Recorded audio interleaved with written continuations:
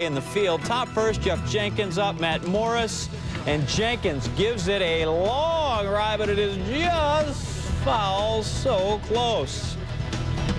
Next pitch from just foul to definitely foul. Morris hits Jenkins, and Jenkins has some words. These two teams, they threw at each other a bunch last week. Players finally pour out of the benches, presumably not to dance. Jeremy Burnitz had a hat, and then Bobby Bonilla knocks it away. Chris Pronger, the Blues captain, was there, and of course, well, he had a pop and a lady, and so although experienced, not really available in this kind of a situation. Pronger, though, did enjoy the day.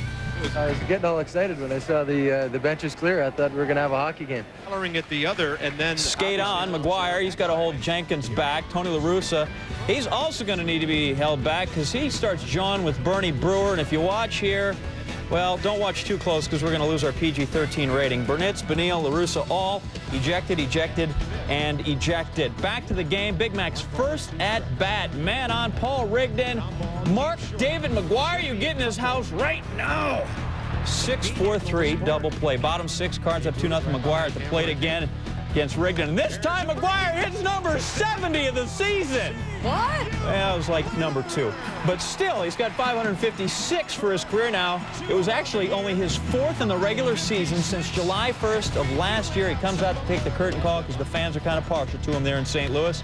And then Albert Pujols, the kid, off the top of the wall and gone, his 2nd of the game. That made it 6 zip Cards, and they win it by a count of 6-2. McGuire, 3 at-bats, 2 hits, and then out of the game after 6 innings, now with 2 homers and 2 singles on the season. Morris avenges a loss to the Beer Makers last week, 6 scoreless, and Pujols just a monster now, 16 homers and 51 ribs, just keeping that cleanup spot warm.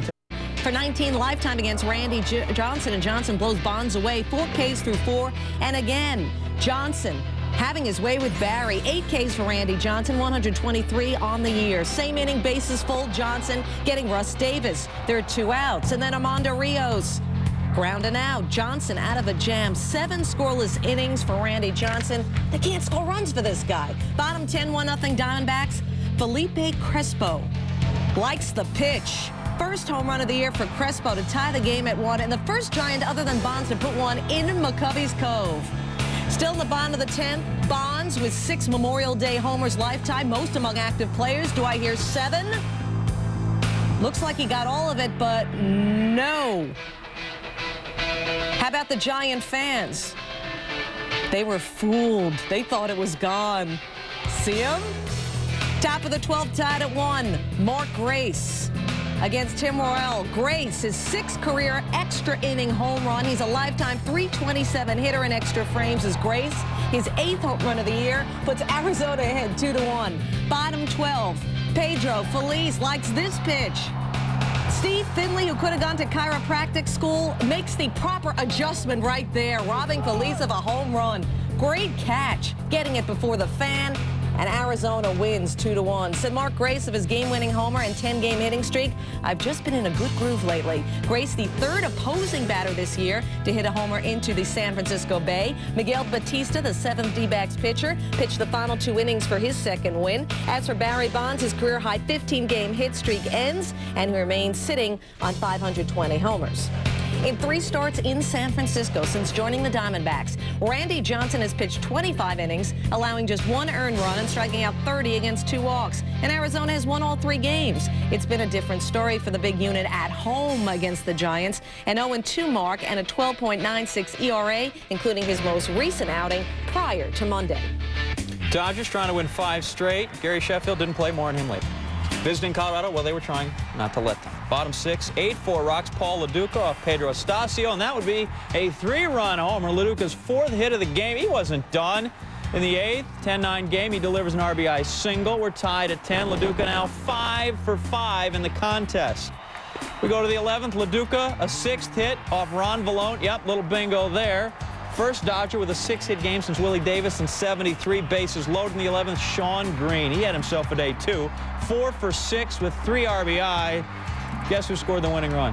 LaDuca. Dodgers win it 11-10 in 11. LaDuca, the first major leaguer to go 6 for 6 in a game since Edgardo Alfonso in August of '99. And Red Sox, our SportsCenter showcase. As for David Cone, he lost to the Yankees last Wednesday, giving up 3 runs in 5 innings of work. Top 1 Cone facing a red-hot Derek Jeter with 1 out, no score, and Cone walks Jeter on a 3-0 count. After another walk, Joe Kerrigan would come out. Say hi, how are you to Cone in the first. Later, top of the first, Cone facing Tino Martinez with a bases full Tino. Derek Jeter would score on that, and so would David Justice. Martinez is 35th and 36th RBI of the year. It's 2-0 New York. Top 3, Cone facing Paul O'Neill with 1 out, and O'Neill breaking out of a 6 for 42 slump. That is gone. Paul O'Neill's 10th home run of the year, 3-1 the Yankees. Cone went just 2 2/3, 6 hits, and 3 runs allowed in his 3rd start. Manny Ramirez against Andy Pettit with runners on the corner, and Pettit getting Manny to line out to Soriano, and that's it. Bottom of the 6th, runners on the corners. Darren Lewis, 3 for 31 lifetime against Pettit, so he bunts, and Pettit bobbles it, and Jason Varitek scores, surprising Andy, and we're tied at 3. Pedro moves. Top of the 8th, Jorge Posada against Rich Garces. What about relief for Boston? Not there. Posada into the gap. Paul O'Neill will score from 2nd. Posada's 34th RBI of the year. It's 4-3 Yanks. And then Rivera ringing up Jose Offerman to end it. Rivera threw just 9 pitches for the save. And Joe Torre and the Yanks win another close one against Boston. And Jimmy Williams does exactly the opposite. 6 of the 10 games between these two teams have been decided by a single run. O'Neill dropped from 3rd to 6th. Well, the Mariners, the best winning percentage in baseball on the road, best winning percentage on grass, best winning percentage during the day, and BWP against right-handers. To the foregone conclusion in KC. Top 4, it's a 4-zip lead for the M's. Chad Durbin gets whacked by Dan Wilson. Oh, my. Later in the inning, Edgar Martinez. Mike Cameron getting in the hit thing. Makes it an 8-0 game. Cameron, a hit. Walked twice. Let's go to the next batter, please. Carlos Guillen. He had 3 hits. Cameron scores. They run really fast in Seattle. 5 runs in the 4th, leading 9-zip, and then they're playing defense. It's the coffee. Mike Sweeney leads the majors in doubles, but look at Ichiro is right there. He also had 2 hits and a spectacular grab. The M's go on to win at 13-3, 3rd win streak of 5 games or more this season for the Mariners. John Olerud, 4 for 5 and 10 for 19 in the series. Paul Abbott gets his first complete game in 59 big league starts, and it's a first by the M's throwers this season. Royals swept at home in 4 games for the first time in 15 years.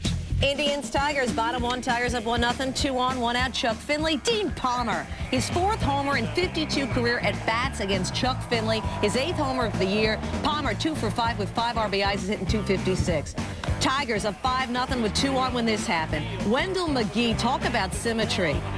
Tigers pounded out 15 hits. McGee with 3 of them. His first home run of the year, he's hitting .388. Jim Tomei, this is almost as good as owning his bobblehead doll, which I do. Tomei now tied with Albert Bell for most career homers with the Indians with 242. Tigers were up 10-5, top of the 4th.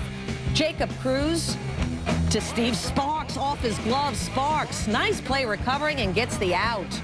Sparks, this guy has 3 victories. 2 of his 3 have come against Cleveland.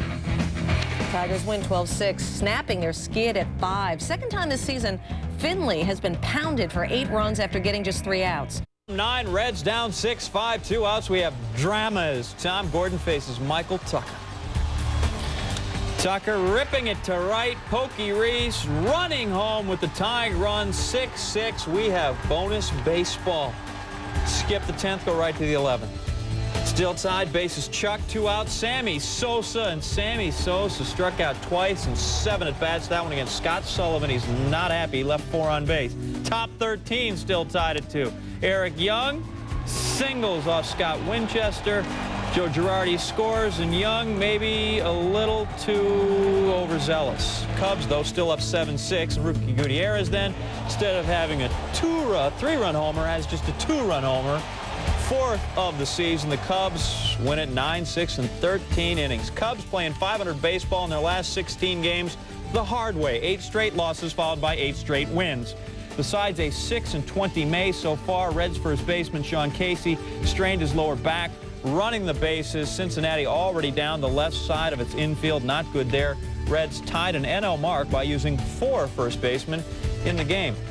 Inside the SportsCenter box score, the Cubs used 20 players, including Kerry Wood, who scored a run in strictly a pinch running role. Good to be versatile. Matt Stars has found the road to his liking as of late. He's hitting .412 with 4 homers, 8 RBI in his last 5 away from the friendly confines. Expos and Braves. Top of the 8th, Mike Remlinger facing Lee Stevens with the Expos down by 2 Stevens. To Rafael Furcal. He can't handle it. That allowed Orlando Cabrera to just beat the throw to the plate. 4-3 Atlanta, and then the rains came down.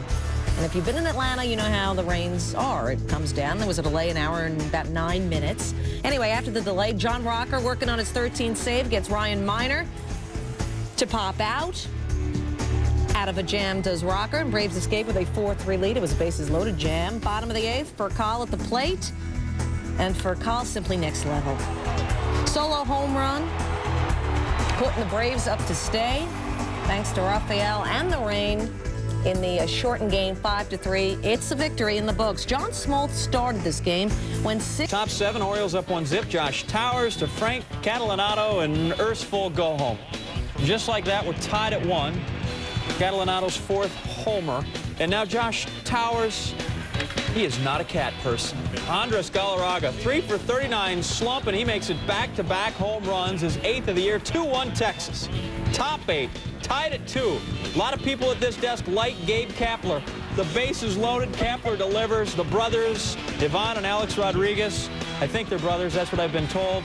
Both score, and Texas wins it 6-3. Rangers, a landmark victory. Their first of the season when trailing after 6 innings. They are now 1-24 in those games, and they also improved to 2-19 when the opponent scores first. A-Rod only started without a knock, and Ivan's not really his brother. Rusty Greer made up for it with 3 hits. Texas keeps pace with Seattle, now just 19 back. John only speaks the truth. White Sox looking to win 5 straight for the first time since last September, hosting Toronto. Jose Valentin taking advantage of Joey Hamilton. Valentin 3 for 5. He's hitting .287. That's a 2-run jack. Magglio Ordonez also with a 2-run home run, and the White Sox take out the Blue Jays 6-3. John Garland starting in place of David Wells, who was out with a strain. There's Tony Perez, who has 2,777 games of big league experience. Top 6, Chuck Smith, the pitcher, delivers. He's got himself a 5-1 lead. By the way, he pitched 7 1/3. But then with the Pirates looking to rally, Maselli in a 5-3 game gives up a 2-run single to Kevin Young, and we're tied at 5, and Maselli get out. 2 batters later, Pat Mears off Armando Almanza. Now the Bucks 8 straight solo homers until Mears came along and cranked a 3-run job. They come from behind to win it by a final of 8-5. Maselli's turn to feel the fire. The second of 3 relievers for the Marlins, who got nobody out in relief of Chuck Smith. Maselli, 2 hits, 2 runs, a walk, and he is now 0-5. The Bucks say infielder Mike Benjamin will miss the rest of the season because of surgery to repair a ligament in his right elbow. Phillies in first on Memorial Day. The Mets 9 back. Bottom 8, Mets trail 3-2. Ricky Batalico abusing Benny Agbayani. The 5-3 double play to get the Phils out of an inning. Very clutch there. Bottom 9 still 3-2. Jose Mesa to Mike Piazza. Piazza now home runs on consecutive days after hitting just 10 in his first 43. Maybe finding the groove as May comes to a close. We're tied at 3 in a top 10. Pat Burrell wears out Armando Benitez. 3rd time in 3 official at-bats that Burrell has pounded Benitez. Makes it 5-3. Benitez not happy. Bottom 10, 5-3. Darren Bragg just looks as Real Cormier strikes him out to end the game. Phillies win it 5-3. Burrell rhymes with Pearl, that rhymes with Benitez.